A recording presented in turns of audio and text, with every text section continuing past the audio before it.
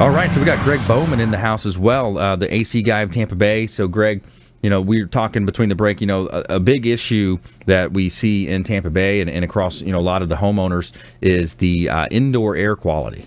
Definitely, yeah, it's a problem, especially this time of year. We're pretty much isolated to our homes or businesses.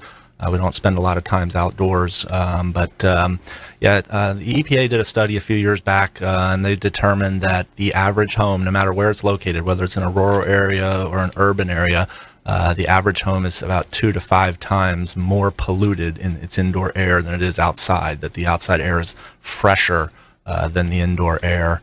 So it's a big problem. Wow. And it's probably getting worse as we build our homes better. We're making our homes tighter. You mentioned the SIPS panel home. That's you got that. You got the Icynene homes that are made tighter. There's not as much leakage going on between inside and outside. When you isolate the home and make it tighter and tighter, then you tend to have more and more indoor air quality problems. There's a number of things that can be done about that. There's basically 3 tactics on how to address that. Biggest thing, first of all, is determining what issues are there. That's the first step is figure out what the issues are. And then there's 3 ways, if you find out you've got indoor air quality problems, on how to address those. Okay. So let me ask you a question too. What is causing the problem? What is the problem? Dust, dander, mold? What is it? Those common things? It's any of those. There's 3 ways to address it, but there's also 3 danger areas basically. Dust, dander, or particulates would be danger area number 1. That would be pollen, dirt, dander, dust mites, that type of thing. Danger area level or number 2 would be molds, mildews, indoor biologicals, anything in the air that's biological. And then the 3rd area is what we call volatile organic compounds. Radon, we mentioned earlier, is a chemical that can get in the air. Formaldehyde is a huge one, off-gassing off of, you buy that brand new couch, brand new carpet. Smells great, we love that, but a lot of what you're smelling is the chemical off-gassing, the volatile organic compounds. Isn't that crazy? It's like a new car, right? Correct, same thing. A new car smell is actually not a good thing for us. It is a pollutant in the air. We love that smell because we associate that with something new and fresh, but it's not the best for our lungs. That's crazy, right? They even made it into like a spray now. New car smell. With pollutant. Pretty crazy. So you got the mold, mildews, you got the volatile organics, you got the formaldehyde, the dust and danders. Those are things that are causing the issue. Now, what's the solution? Once you know what it is, then you can figure out how to address it. The easiest or the first way would be what we call source control. Once you know what the cause is, if you can just remove that from the house, that will solve it. Now, most people don't want to tear their carpet out and their brand new furniture and throw that outside. That's it's not always an option. Right. But if it's a dust issue, for example, maybe it's a matter of that there's old dirty carpets, get rid of the old dirty carpets, put new ones in, you've removed the dust. So there's different ways of tackling that. But source control would be the first solution to attempt. Second would be ventilation, just bringing in outside air and, basically exchanging the indoor air with the outdoor air is a way to improve that. Older homes were really good at this. Before the days of air conditioning, when homes were built, they were built to ventilate. We didn't have to worry about bringing in heat and humidity. We just wanted to bring in fresh air and keep the homes as cool as possible. So as we've built homes tighter and tighter, we've made the indoor air quality problem worse. But there are ways to still bring in fresh air. They make products that will actually exchange heat and humidity between the incoming and outgoing air.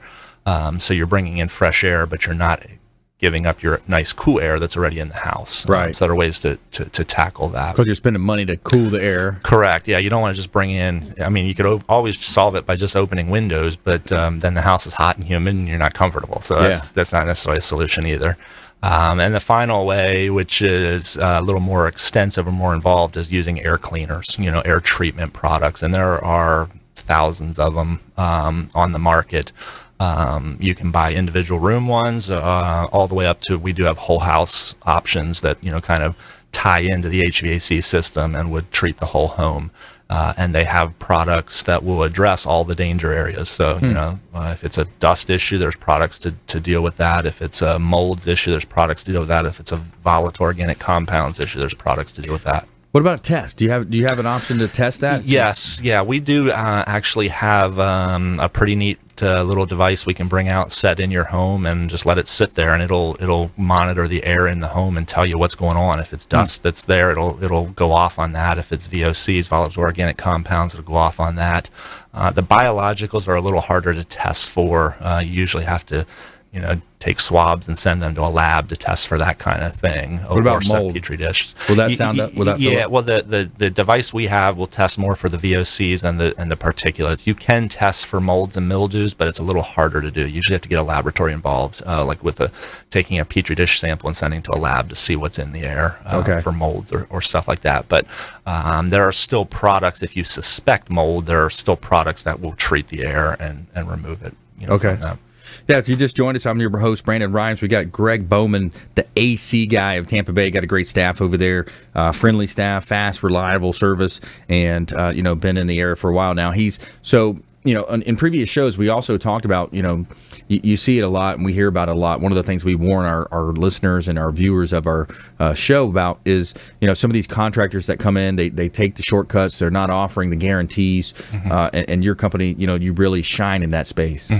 Yeah, and as we talk about it in relation to indoor air quality too, I do want to put a caution out there, because there is a huge scare game going on by a lot of contractors who will come in and open up an air conditioner unit and show the homeowner, oh, you got mold going on in here, you need this, and then try and sell them an indoor air quality product at a crazy price. Fear-based selling. Huh? Correct. Yeah. If you do think that you have issues, it's much better to first of all identify what those issues are and then look for options. Just don't jump on a quick option because you're afraid that you've got mold. A lot of times, in all honesty, every home in Florida has mold to some degree. It's not going to get away from it.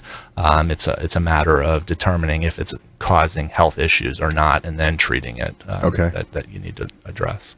Yeah, the mold it's due to the humidity. It's just going to be there at some element. Now, what if you have sometimes you hear that you see the AC will overflow, or even a bathtub overflows, and there's drainage in between. Have you ran across that, or is that opening people up to even more mold and higher levels of the volatile organic compounds?